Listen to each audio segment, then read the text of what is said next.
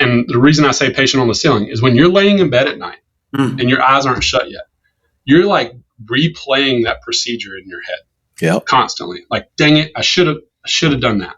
And it doesn't even have to be something you did wrong. It could just be something that you wish you would have done better.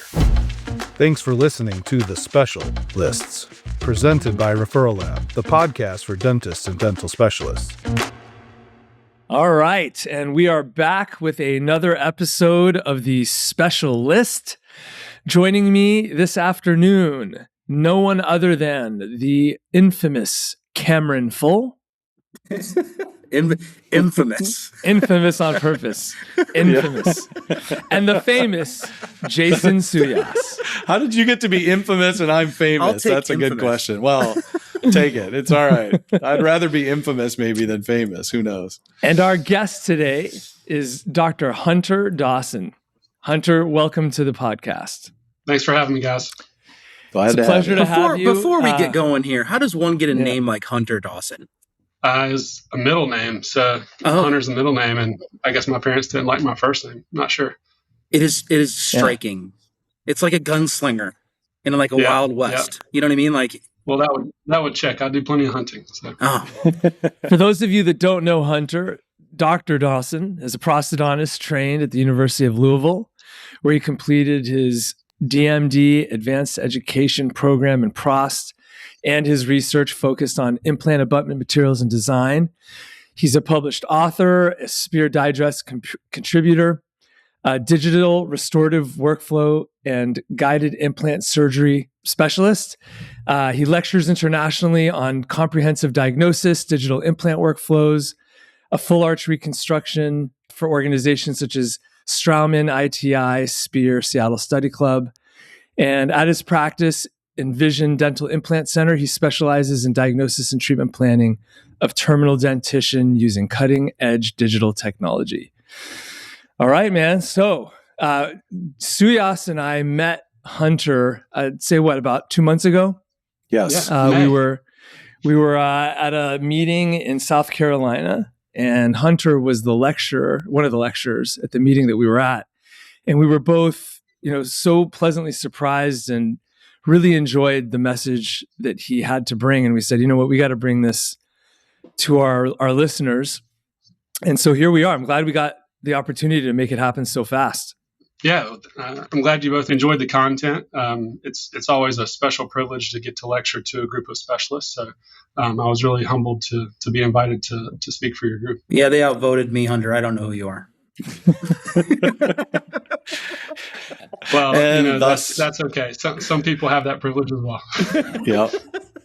Privilege of luck. That defines the infamous Cameron Full, huh? Jeez.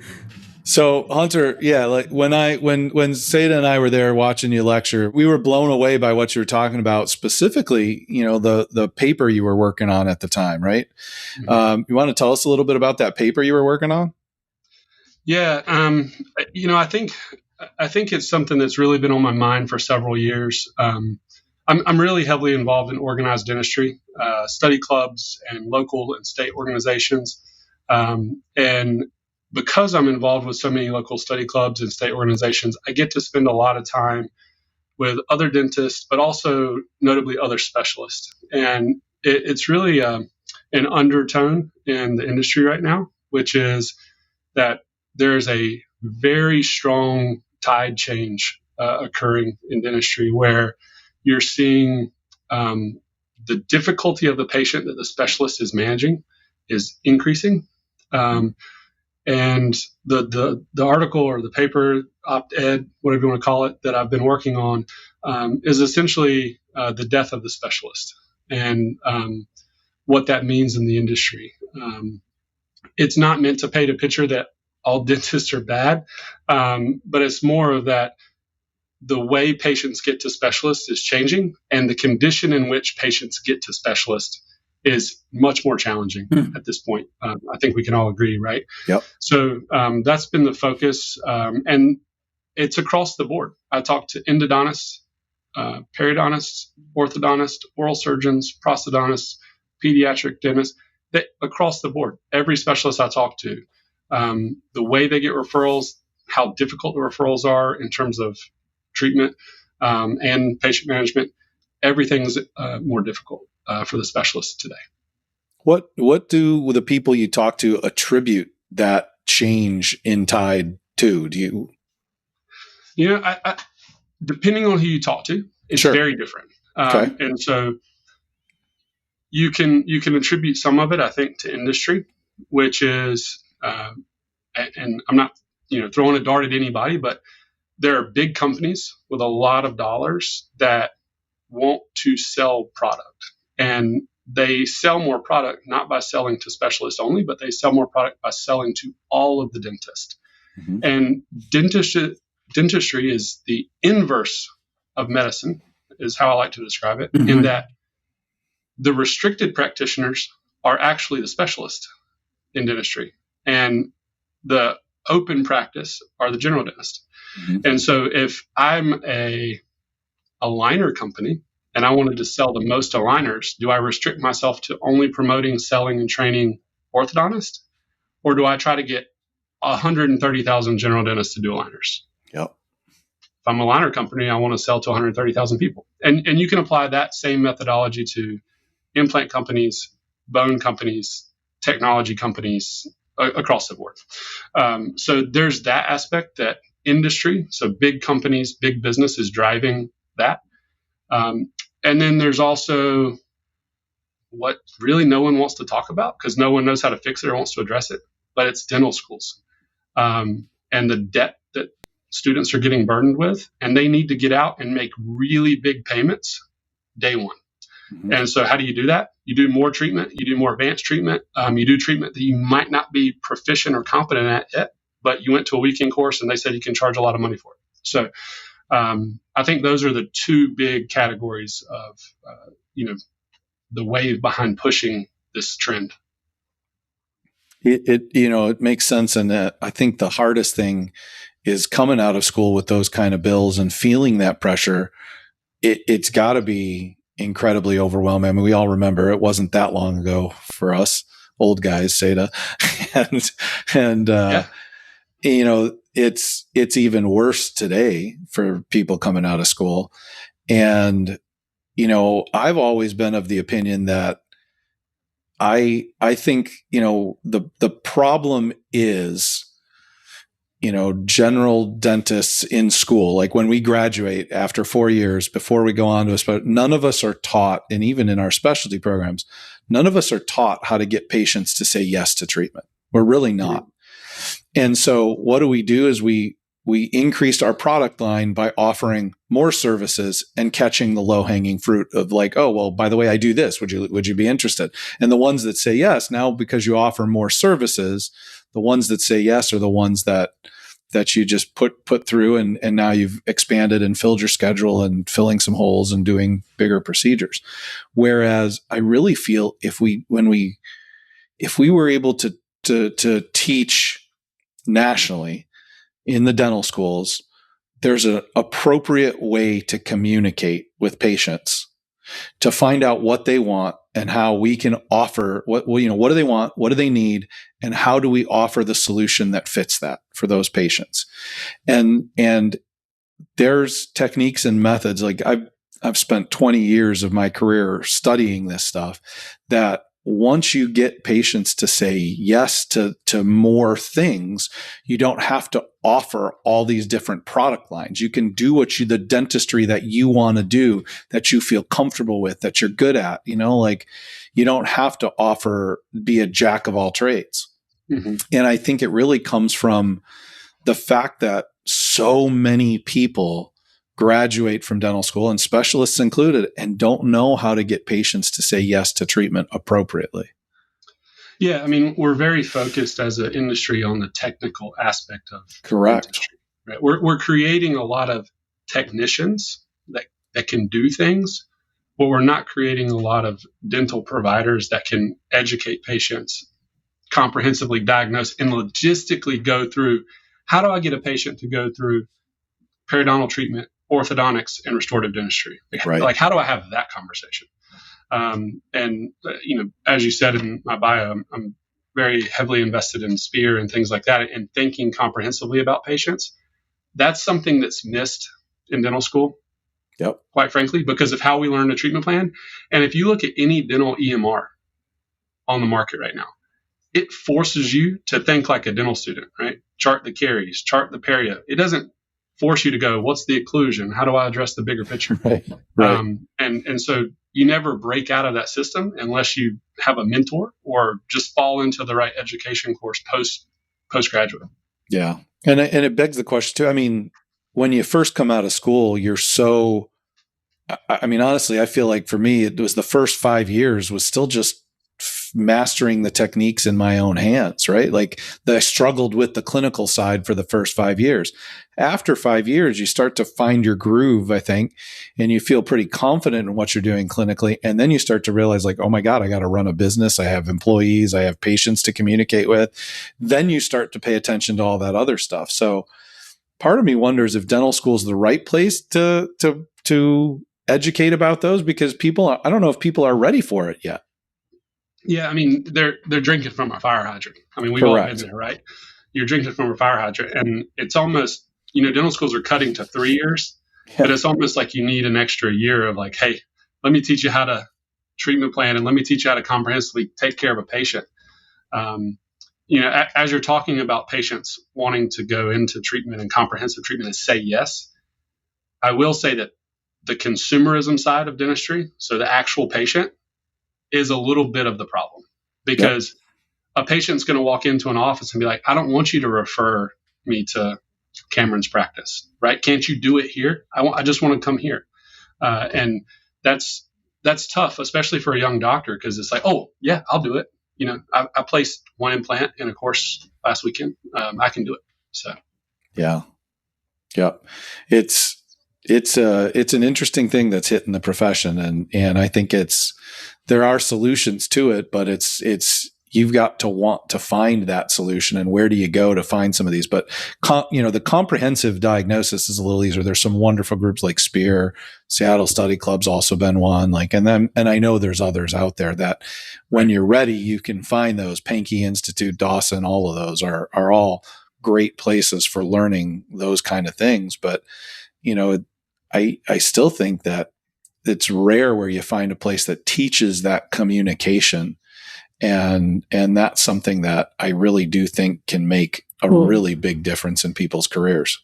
I wonder if too, when you look at like the traditional mentor-mentee, relationships that happen in all industry, like you're an apprentice craftsman and you decide that you want to build cabinets and you go work with a mill worker, right? There's a long period of time that it takes you to become an expert, right? Working in a facility, no different than plumbing, no different than anything technical. Right. And I just wonder if, as a non-clinician here, I wonder like some of the organized corporatization of dentistry, does that long-standing mentor-mentee relationship hold true still?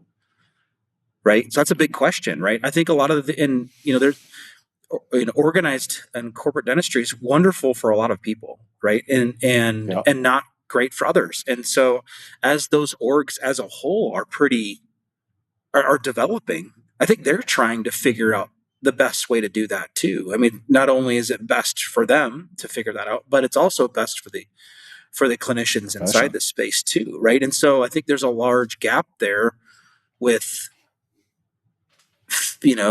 deciding how we're going to continue to do that. And also too, Hunter, I wonder, and this is an interesting topic, I wonder, you look back 20 years or 30 years, I mean, look at Souyias, look at how you were adopted into this space. Like you did your own thing, it didn't work. Then you ended up working underneath Seda, who did a masterful job of educating you on a lot of things. Like a lot of that happened that happens organically. Yeah. That happens in every industry. Yep. Right. And so I wonder if some of that's changing too a little bit, Hunter, with like dentistry from a clinical side, trying to figure out the next generation of that mentor-mentee relationship. Yeah, I think there's a lack of appreciation for the art that goes into dentistry. And, anybody that practices understands what I'm saying. There's an art to the technical skill that we have, whether you're doing surgery or endo or whatever, there's an art to it. And because it's an art, because there's the craftsmanship nature of it, the difference between someone that can technically prep a crown or place an implant and someone that does it at a very high level is they've learned from their mistakes. They've been mentored. Reps. They've seen follow-up for a couple of years on what happens if I do this, right? If I do this graft in this membrane, this is the result. I'll use an example. I'm in an oral surgery practice, right? I've got this great luxury of being in a multi-specialty practice, and we get to spend a lot of time with residents. And so you'll talk to resident oral surgeons, and you're like, well, how do you feel about placing implants? I'm amazing at placing implants. I have very few failures. And I'm like, well, how many have you placed? A couple hundred in residency. What's your mean follow-up? 6 months. 4 months, probably, right? Because they placed them their 6th year in residency. Exactly. And that's not a knock against, they could be very good. But until you've seen an implant 3, 4, 5, 6, 7 years out, you don't really know how good you are. Yep. Because everybody can be good for 3 months. Yep.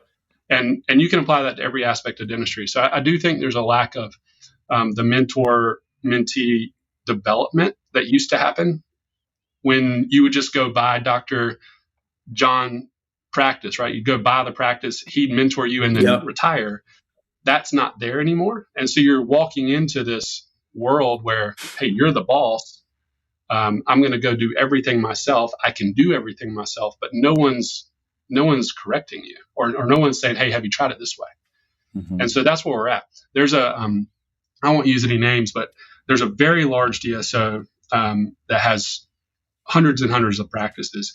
And the data on that DSO is in the first 24 months of a new associate, a dentist out of dental school, their net spend on development on that dentist is around $180,000. So like the investment in that dentist is $180,000. The 3 things they're focused on teaching that dentist: endo, aligners, and implant placement. And I think that's so misdirected in order to grow the practice. But that's where they're focused because those are the high dollar. If you need a root canal, you need a root canal. Patients want aligners and implants. And so that's the focus. Yeah. And again, it goes back to our first conversation of picking the low-hanging fruit of people that say yes. So instead of learning how to get 80% of your patients to say yes, you are happy with 35% of your patients that say yes, but you offer 6 more services than you did before, and that's how they fill their schedules. And I'm sure you all track your acceptance rate of treatment, right? You present a treatment plan, you get an acceptance rate. I've heard there's this great software out there for doing that. There you go. I was waiting for it. Thanks, Hunter. Yeah, thanks. But if you are tracking that, which you should, because it tells you a lot about yourself and your staff. Yeah. You hear a lot of dentists say, I need more new patients. I need to spend money on marketing. I need to spend money on direct consumer. I need to spend money on Google Ads.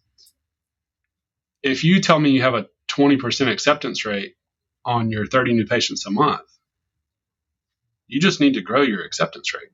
Correct. You don't need more new patients. So to your point, Jason, I think just patient management, that falls in that category.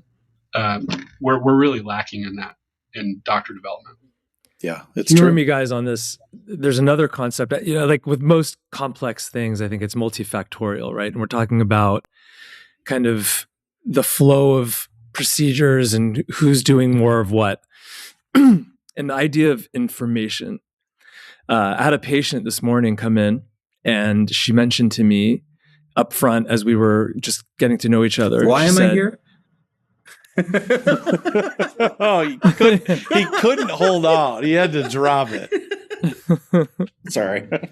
Yeah. That goes back to a little joke before we started recording today. Sorry. And she mentioned to me that she hadn't looked up anything with respect to her procedure, right? And that she had worked in a plastic surgery practice for many years and has been witness to people coming in, having done research. And now all of a sudden, because of the access to certain types of information, everyone's an expert, right? And she said that she saw it as a huge problem where there's a lack of humility with respect to most people and the information that they think they have access to, and then the way they process it and make decisions based on it, right? And I thought that was a really, really deep statement that she made. You know, Yeah, a lot that's of good. times I have patients come in that have researched whatever their problem is, what the treatment options are. And so as we're having a conversation about what I think and what I recommend, they almost keep stopping the conversation and interjecting information that may not even be relevant, or, you know, it's just tangentially relevant. But it's almost as if they're getting in their own way, thinking that they understand the entirety of a situation, where the reality is they've just had little snapshots or sound bites of certain parts of the story. And I see that happening in dentistry with practitioners as well. You know, it's, you know, there's a lot more information out there. It's a lot easier to get the information, but it's another thing to then apply information and use it in a way that's comprehensive and thoughtful.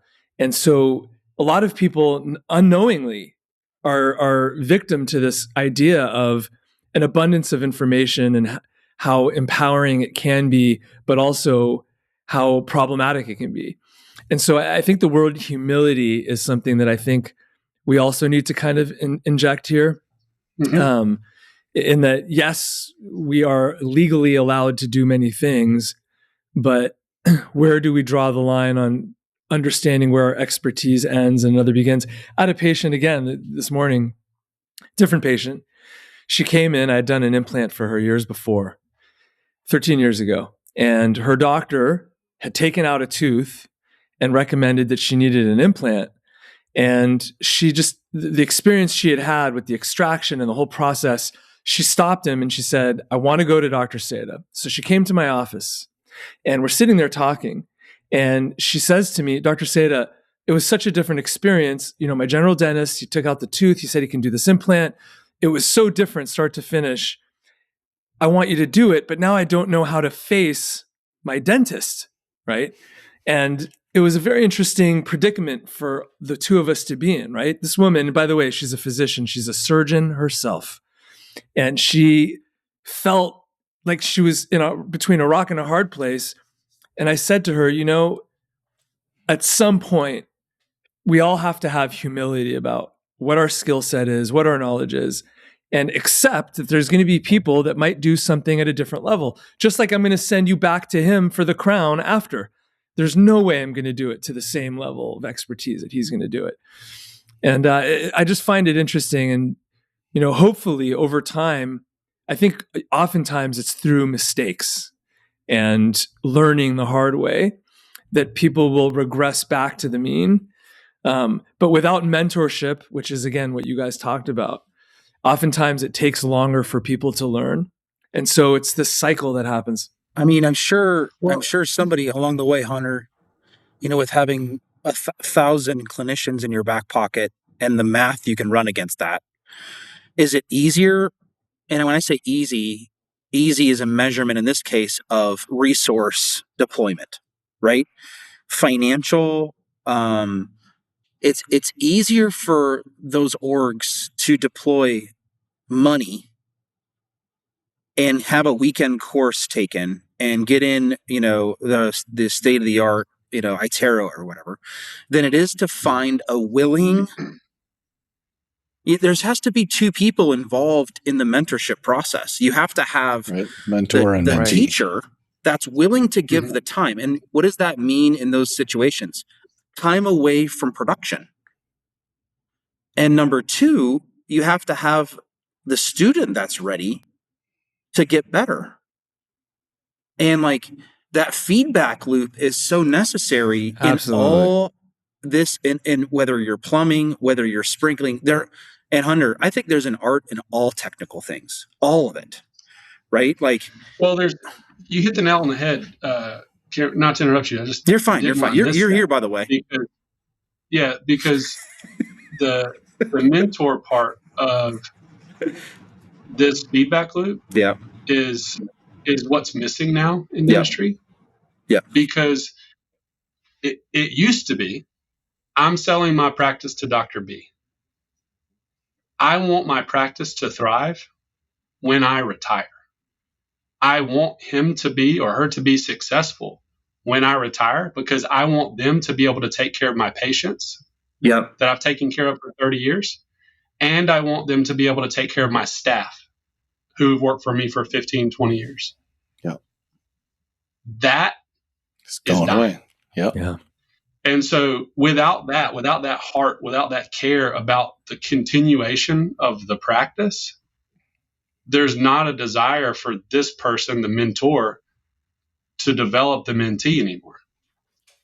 And that's what we're really talking about is now, let's say you're in a big practice, hundreds of practices, why does the guy that's 60 have any reason to mentor the new grad?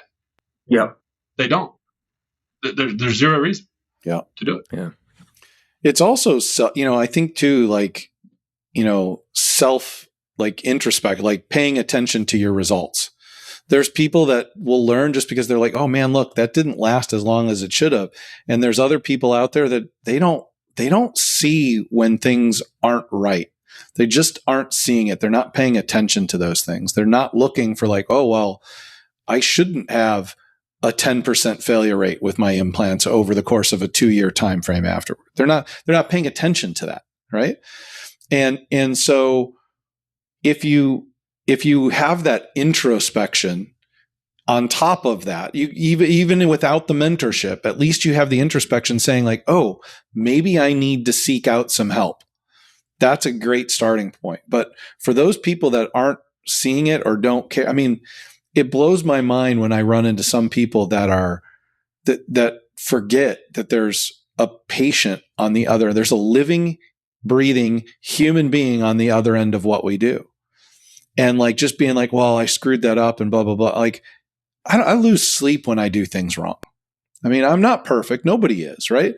But it bothers me. And so I like, that's your commitment. That's your commitment to your craft, man. That's it. That's what I'm saying is like that not everybody has that same level. But I think that, that's interesting. There we go. My office is shutting down, but I'm not. You look better when we couldn't see you, Hunter. I mean, we're talking the death of the specialist, but for real. Yeah, I mean, the lights went off. Somebody shut his lights off. That's right. For those of Jason, to your point, we have a saying for that. And one day when I retire, I tease that this is going to be the book that I write. And it's called The Patient on the Ceiling. So as specialists, and I know a lot of dentists think this way too, but if you really care about your craft and you really care about your patient, if you do one thing, not even wrong, but just not to your standard throughout the day, you remember that. And the reason I say patient on the ceiling is when you're laying in bed at night and your eyes aren't shut yet, you're like replaying that procedure in your head constantly. Like, dang it, I should have done that. And it doesn't even have to be something you did wrong. It could just be something that you wish you would have done better. Right. And that's something that's in you that a lot of doctors either have to find or, unfortunately, I think some just don't have. They sleep really good. And they probably shouldn't. Yeah. Oh, man. Yeah. All right. This is a conversation that we could keep going on, but let's try to get to some of the other items on Hunter's list here. Okay. How about building trust within a referral network? Yeah, that's a long conversation too. Yeah. So out of curiosity, right? You have a perio practice. Yeah. How many doctors do you have to have in your inner circle to feel like you have a successful practice? It's different for every practice, but yeah. I would say, if I had 20 guys that sent me absolutely everything, I probably wouldn't need to mess with too many else. The number I was going to throw out there too, 20. Yeah. So most oral surgeons or periodontists, if I ask that question, they're going to say 15 to 20. Okay. Sometimes if it's an oral surgeon that takes a lot of wisdom teeth, they're going to say 1 orthodontist and 14 dentists, right? Right. So building trust in a referral network, I think, is something that is also super important that we've lost sight of, because it takes everything you just said, but from a specialty position of being the person that people trust because you think the way that you just described, and being able to outwardly portray that to that network. Now, does that mean you're going to be able to open a practice in San Diego tomorrow and write a letter to everybody and say, hey, this is me, I'm going to be that guy? No, because they probably have pre-existing relationships, and you have to break out of that circle. And that's what young doctors, I've noticed, don't understand, is they think, I have beautiful before and afters, I can show you my work, I'm nice to your patients, I'll bring you cookies. They think that's enough to get someone to trust them. Yeah. I find it often, I mean, I'm sure you guys would agree, I find often the most trust is built when things don't go well in a case, and you take your spot on the team and be like, no, listen, like, we're a team in this together. We're going to figure this out together to get through it. That's when you, to me, like when I've built the strongest relationships, it's how I handle it when things don't go well, not just how I handle it when things do go well, and they know, like, my guys know that I'm never leaving them out to dry. I'm never going to hang them out to dry and be like, oh, well, that's your problem to deal with. No, that's not how we do it. We're in this as a team. And I think that also has a lot to do with access, right? I would be willing to bet that top 20 that you both have your personal cell phone number. Yeah. 100%. And if they call you, it's, I'm picking it up or I'm calling you right back. Right. Access is huge. Being able to communicate is huge. If only there was a software that would allow you to, like, keep track of that stuff and communicate really well. But the reality is it matters. I'm not saying I'm perfect at communication, but I pride myself on communication back to my referrals. I'm a referral-based practice. I'm a prosthodontist, referral-based practice. And so what's really important to me is that you trust me with your patient, because if you're sending them to me, they're going to be on a journey. And it's really important that the communication loop is complete. And I think as specialists, if you're trying to build that referral network, the communication loop is probably one of your best tools to prove to them that you're not only clinically competent, but you also care enough to keep them informed throughout the process. Yeah. And it takes a lot to build those trust relationships. It takes knowing each other on a personal level outside of work and doing that. And I run into, and I think we all do in this field, like the younger generation who's like, oh, I don't want to go out to dinner with people. I don't want to spend time after hours. I don't want to do lunches anymore. I don't even know how to do it without doing those things. Yep. Have a lunch and learn tomorrow. Yeah. I mean, like, and how many years have you been at this, Hunter? Yeah. I finished residency in 2017. So, right. I mean, I still do them. And you still do that. Like, it makes me happy to hear that, because so many of the younger generation, like, don't really think that they want to spend that time in doing that stuff. I think this is also aligned with the mentor-mentee thing that we were talking about. I think there's direct correlation with, like, I'm going to say that maybe there is a greater propensity or proportion of that bucket of individuals that's less likely to do, but I think it's directly proportional to the fact that we don't have as much mentorship happening, and they don't see the value in that engagement. Like, I think there's a bell curve. Like, it's also ownership mentality, though. So that's what I'm saying. Not just mentor-mentee, because right? There's plenty of 55 plus specialists that don't want to do lunch and learns anymore either. Sure. Right. I And mean, because they're like, I've done it for 30 years and I don't want to do this I anymore. don't want to do it anymore. Totally. And then all of a sudden they have a receding tide volume of problem. They've got a slow receding tide of referral volume. And they're like, oh my God, like I should be able to just, wave the magic wand that I'm able to do procedures that other people are able to do. And they're going to mysteriously show up on my door again, and because that's what happened for the center decade, right? Was like, yeah. The danger with that, I think, is going to be when that 55-year-old retires, people assume that practice is thriving, but that top 20 of that doctor are also retiring. Correct. Right. And guess what? That practice can just go poof in the air because it hasn't been sustained. And so what I see from doing lunch and learns, and this is a pretty well-known statistic, the average lifespan of an associate dentist in a practice is somewhere between 18 and 24 months. And so in a cycle of a year and a half, 2 years, you can go back to practices that you started developing a relationship with.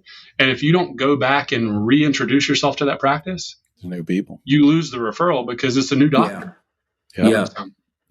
Really good so point. there is that dynamic of this happening in the industry. But I think too, Hunter, like when you look at, the benefit of having referral lab and that big data, data warehouse that we do, is we're looking at the dilution of referral patterns, right? Mm-hmm. And how concentrated are, and even in privately owned versus corporate partner practices, and that's a very real thing. Is, hey, if I've got 80% of my business coming from these 20 guys.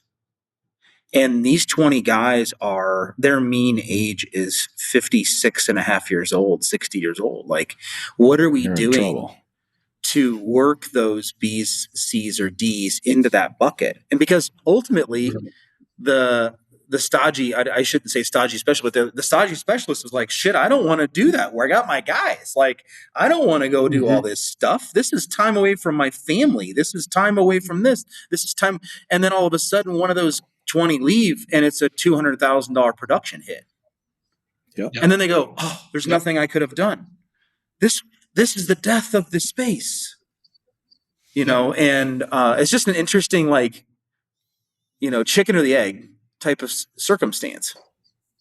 But in that example you described, Cameron, the reality is it's very hard for that doctor to restart that effort. Oh yeah, for sure.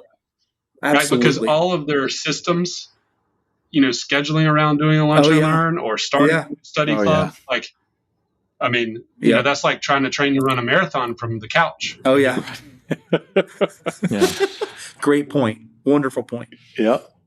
Well said. All right, moving on. I'm going to transition to the next point here, and that is comprehensive diagnosis and treatment planning. That is like, I'm not doing lunch and learns.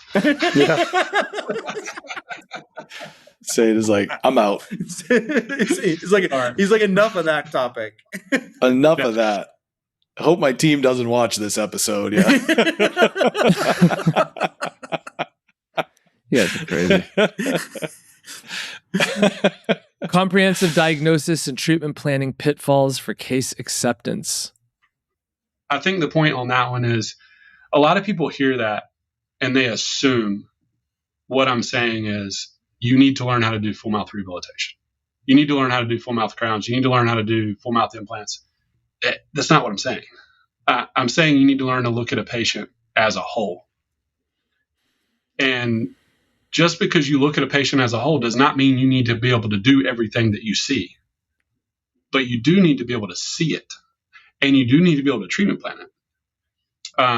One of my favorite analogies when I started lecturing, it just happened to coincide perfectly with kind of the beginning of my lecture career and when the book was published, was start with why, and kind of the golden circle of why, how, what. And I really want dentists to learn how to think about a patient from a why lens rather than what do I need to do? How do I need to do it? Because that's how we focus. I can imagine, right, as periodontists, supposedly there's a ton of undiagnosed perio in this country. And why is that? Yeah, I would argue partly because we're not looking. Now, partly probably because patients with perio don't go to the dentist. But a large part of that is we're underdiagnosing. We're not looking at the patient as a whole. We're not catching it early. We're waiting until it's 9mm pockets. We're seeing patients with 5-6mm pockets and doing regular hygiene and hoping that solves the problem because the patient doesn't want to pay for SRP or they don't want to refer them to your practice. So the point of that topic is that when I'm out lecturing, people misunderstand it.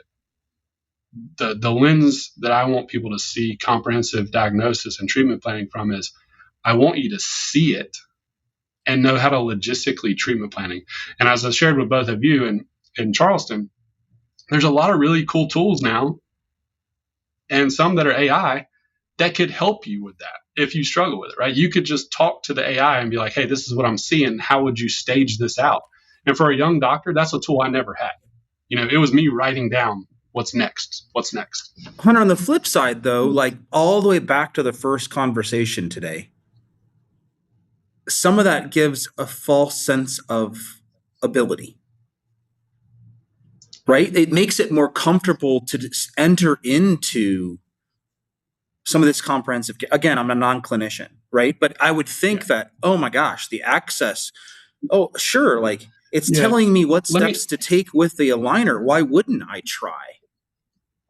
Yeah, let me frame it differently. So if you had a sports injury, for example, my brother just had ACL repair Thursday. Let's assume you're a family physician and a patient walks in with a blown knee, okay? I would assume you have the capacity to diagnose something is wrong with the knee. Sure. That there's ligament damage, that there's something going on that needs treatment, right? So you can diagnose that there's a problem and you know that there's treatment, maybe PT, but probably surgery. I would say any physician can make that diagnosis and treatment recommendation. Just because you can see it and you know what to do doesn't mean that you're also the person that has to do it. Oh, no. You and I are on the same page. I totally agree. I think that's that's the disconnect in dentistry. Is 100%. Because in the general world, we're allowed to do everything. Yeah. There's a great comic Instagram post about a weekend course to learn to do Lefort 1 surgery. I mean, that's literally where the industry is now, right? Yeah. Like, do you go take a weekend course to learn to do Lefort? No. But with every other aspect of dentistry, it's okay if you've done one root canal on a typodont to all of a sudden do second molar endo. And then we worry or wonder why there's $8 and $10 million lawsuits for nerve injury from sodium hypochlorite. Like, there's your answer. Yep. Yeah. So, I mean, that's a rabbit hole, but I'm really passionate about comprehensive diagnosis and treatment planning. I think that's the biggest way we can help the general patient population in dentistry. And I think as specialists, periodontists and prosthodontists, oral surgeons, orthodontists, like we can really drive home that point. But we have to lead the charge. Yeah. And don't forget, like sometimes, like we've, in our practice, we've frequently made our name of the fact that, okay, we can get those big cases accepted for you, right? Like we know how to communicate with patients. We know how to talk to you. We know how to talk to the patients that they're going to be more likely to say yes if you include us as part of the plan. Absolutely. And I think that's really an important take for specialists to know that like, if you're trying to build that referral network, if you're trying to, like, one of the best ways is you can get proficient at case acceptance and sell that to your referring dentist as a reason to work with you. Yeah, because ultimately that's a feedback loop that supports their practice. Correct. Yeah. Yeah. Super important. Jason, have you had success implementing that in your practice? Oh yeah. I mean, there's been. What are some ways that you've done that? We go back. You're one of the best at it. we from what tell I've the seen. dentists, we're like, listen, like if you do your own implants and you got a patient and they say no to an implant, after you've tried it, send them to us and let's see. At least that way, if you get the crown out of the situation and it's the better treatment for the patient, just because they said no to the way you presented it doesn't mean Interesting. they'll say no to the way we do it. And so that's one of the things we've said, and we've worked with guys like, okay, listen, you cherry pick the easy ones off the top, but if they say no and you still think it's the best choice, then send those patients over and let's see how many of those we can close. So it's a wonderful way to build trust and be like, man, these guys, like, I'm a firm believer in that closing cases builds referral networks. Yeah. I would echo that, Jason. I mean, even in the pros world, I'm a prosthodontist. I don't do any surgery. I placed implants in residency, but I don't do any surgery. I approach my referrals with, hey, I'm a part of the treatment.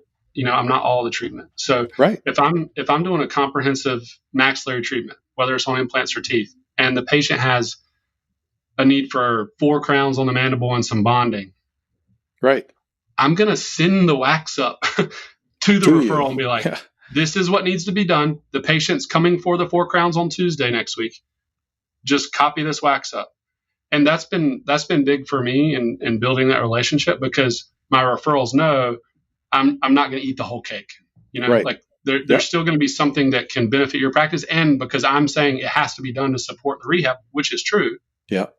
For occlusion or disease or other reasons, the patient's willing to go through with the treatment without any resistance. Yeah, it's true. Yeah. It's a good builder. Yeah. All right. We've got about 5 minutes left. So we're making our way through this list, which has some pretty heavy topics on it. Lessons from balancing a specialty practice, family, and national lecture schedule. In 5 minutes. In 5 minutes, go. Yeah, 5 minutes. Okay.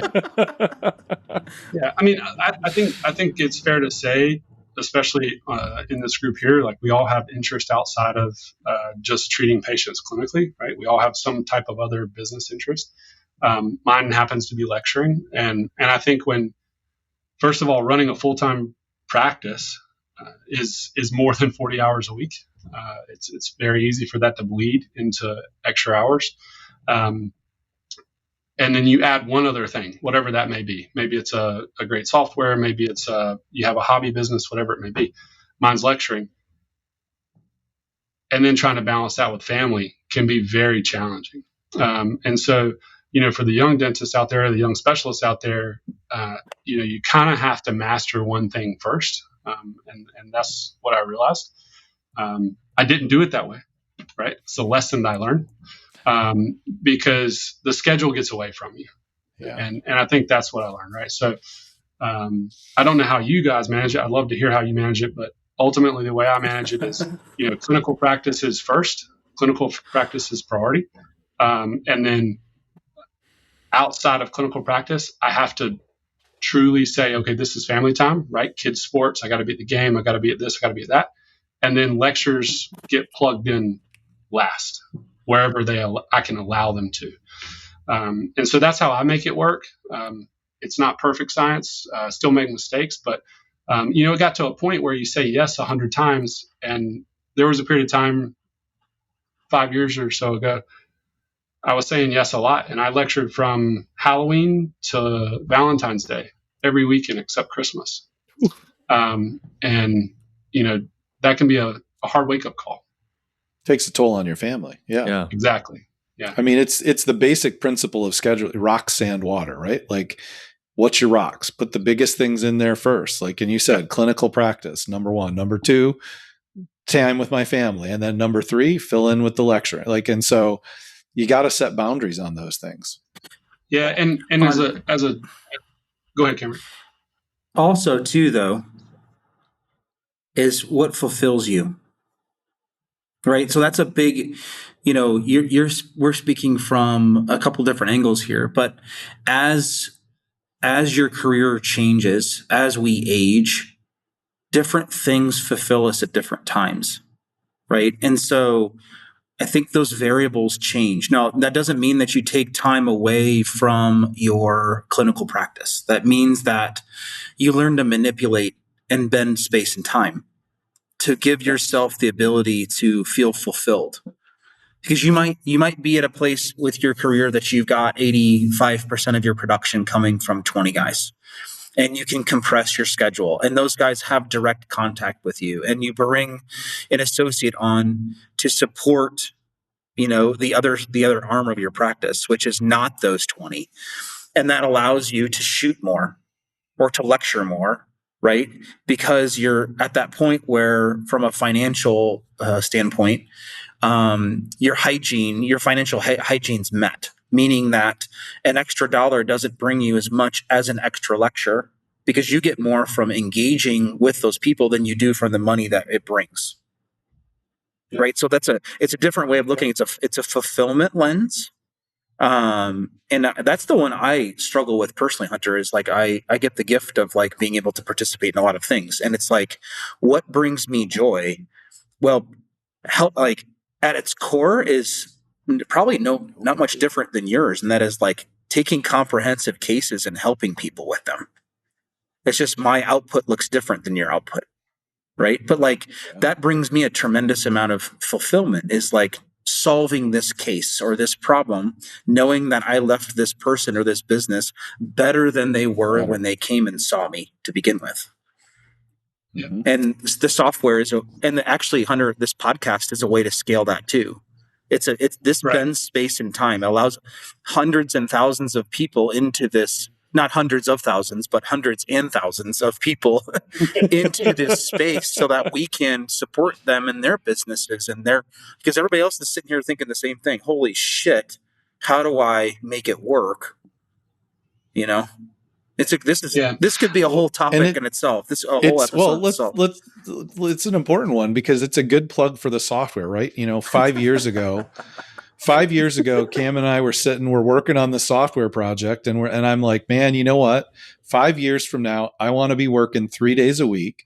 I want to keep the production that I'm at now, and how do we make that happen? Clinically. So 3 days of work clinically, excuse me. Yeah. Work in the practice 3 days a week, so that I could have Thursdays and Fridays to work on the software and the projects we do.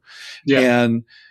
And so I started working on this 5 years ago as part of the software, and the software helped us look at what we had to do and change within my practice to be able to compress my schedule from 4 days a week to 3 days a week within the practice, to free up time to work on those other projects.